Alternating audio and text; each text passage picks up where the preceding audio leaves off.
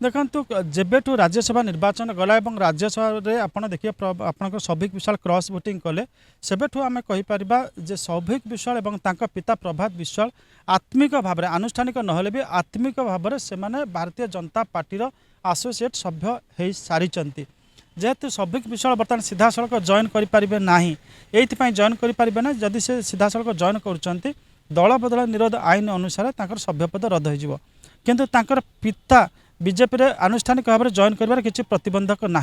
ये ना जेहेतु सी एमएलए ना कि एमपी ना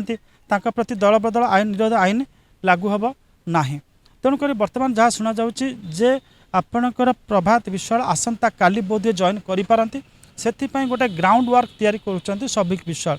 तो किछि दिन धरिकी से गोटे साइकोलोजिकल बैकग्राउंड तैयारी करुँचे जे जो मैंने रही प्रभात विश्वाल समर्थक जो मैंने रही आपणकर सौभिक विश्वाल समर्थक से कि साइकोलोजिकली शिफ्ट हे फ्रॉम आपणकर बीजेडी टू बीजेपी ये साइकोलोजिकल से गोटे ग्राउंड वर्क तैयारी कर से क्रम से आज सौभिक विश्वाल आसिक